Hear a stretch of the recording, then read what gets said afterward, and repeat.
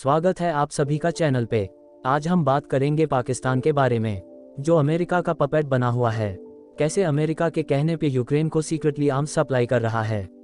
America ने पाकिस्तान को Ukraine के लिए गुप्त हथियार सौदे के साथ आईएमएफ से बेलआउट पैकेज दिलवाया। अमेरिकी गैर लाभकारी समाचार संगठन द इंटरसेप्ट की एक जांच में पता चला है कि कैसे वाशिंगटन ने एक सौदे की दलाली की, जिसके तहत अमेरिका को गुप्त पाकिस्तानी हथियारों की बिक्री ने अंतर्राष्ट्रीय मुद्रा कोष से एक विवादास्पद बेलआउट को सुविधाजनक बनाने में मदद की। हालांकि कई रिपोर्टों ने बताया है कि पाकिस्तान यूक्रेन को हथियारों की आपूर्ति कर रहा है, लेकिन इन्हें झूठी रिपोर्टों के रूप में खारिज कर दिया गया। न ही पाकिस्तानी और न ही यूक्रेनी पक्ष ने सवालों का जवाब दिया।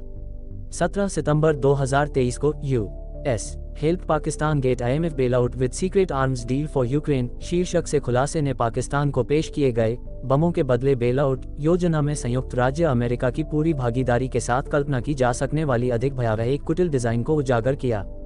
गुप्त दस्तावेजों और अंदरूनी सूत्रों तक पहुंच के साथ द इंटरसेप्ट ने एक ब्रोकर किए गए सौदे के बारे में कहानी को तोड़ा, जिसने पाकिस्तानी सेना को चुनावों को स्थगित करने, क्रूर कार्रवाई को गहरा करने और पूर्व प्रधानमंत्री इमरान खान को जेल में डालने की अनुमति दी।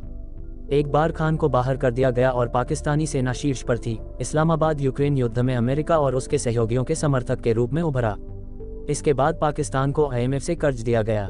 विस्तृत रिपोर्ट के अनुसार आईएमएफ की $1 अरब के नियोजित भुगतान की समीक्षा के लिए 30 जून की समय सीमा से एक महीने पहले अमेरिका में पाकिस्तानी राजदूत मसूद खान ने 23 मई को वाशिंगटन डी.सी. में स्टेट डिपार्टमेंट में सहायक राज्य सचिव डोनाल्ड लू के साथ बैठक की थी, इस बारे में चर्चा करने के लिए कि कैसे पाकिस्तानी हथियारों की बिक्री यूक्रेन आईएमएफ की नज़रों में अपनी वित्तीय स्थिति को मजबूत कर सकता है।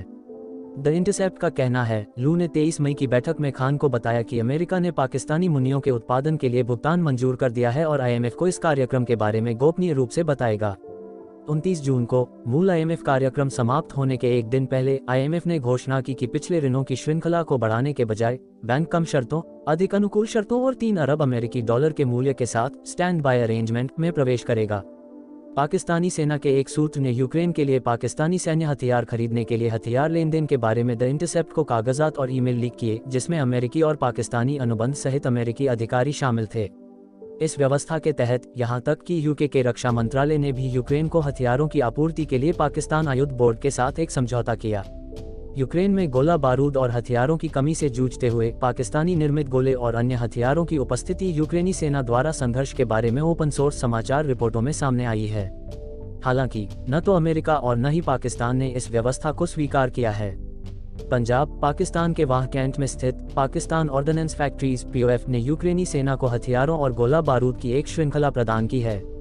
इनमें शामिल हैं 122 मिलीमीटर यरमुकी फ्रैग रॉकेट, 122 मिलीमीटर हॉवित्जर गोले, 155 मिलीमीटर तोपखाने के गोले, propelling bag charge primer (PDM) fuse, 120 millimetre हिमोटा बम, 130 मिलीमीटर गोले, 40 मिलीमीटर आरपीजी 7 हीट गोला बारूद, 12.7 गुना 99 mm कवच भेदी कारतूस, 12.7 गुना 108 मिलीमीटर गोलियां और 7.62 गुना 54 मिलीमीटर गोलियां।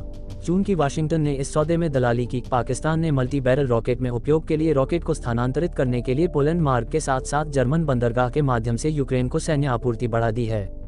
इस्लामाबाद की मदद की स्वीकृति के रूप में यूक्रेन पाकिस्तान को मी-17 हेलीकॉप्टरों के लिए स्पेयर पार्ट्स की आपूर्ति करेगा। स्पेयर पार्ट्स और हेलीकॉप्टर इंजन, जिसकी कीमत $1.5 मिलियन अमेरिकी डॉलर है, यूक्रेनी कंपनी मोटरसिच जेएससी द्वारा पाकिस्तान को प्रदान किया जाएगा। बेशक पाकिस्तानी हथियारों की गुणवत्ता एक और मामला है। यूक्रेनी सैन्य नेताओं ने कथित तौर पर पाकिस्तान द्वारा आपूर्ति किए गए रॉकेट की गुणवत्ता पर असंतोष व्यक्त किया है। पाकिस्तानी गोला बारूद से यूक्रेनी सैनिकों के घायल होने की खबरें हैं। 17वीं टैंक बटालियन के ज़ेलेंस्की के कमांडर खराब गुणवत्ता वाले रॉकेटों की शिकायत कर रहे हैं। यूक्रेन के पूर्वी क्षेत्र के बखमुट कमांडर ने कहा कि पाकिस्तान से मिसाइलें अच्छी गुणवत्ता की नहीं हैं। फरवरी 2022 में युद्ध की शुरुआत में पाकिस्तान ने कीव के जमीनी बलों को मजबूत करने के लिए सैन्य और मानव सहायता भेजी। अब जब आईएमएफ बेलआउट पर ब्रोकर किए गए सौदों की ये रिपोर्टें सामने आई हैं, तो ये सोचना गलत नहीं होगा कि पाकिस्तान को एफएटीएफ ग्रे सूची से हटा दिया गया था जब उसने पश्चिम की बोली पर यूक्रेन को हथियार और अन्य सहायता की आपूर्ति शुरू की थी। आतंकी राज्य होने के कारण बदनाम पाकिस्तान अब यूक्रेन युद्ध का उपयोग पश्चिम के एक वफादार सहयोगी के रूप में अपनी पसंदीदा स्थिति हासिल करने के लिए कर रहा है। यही स्थिति रह गई है पाक की, कभी उसके गोद तो कभी किसी और के गोद में। अब देखने वाली बात यह है कि रूस की क्या प्रतिक्रिया होगी। आपकी क्या राय है? जरूर दीजिएगा कमेंट बॉक्स में। जय हिंद।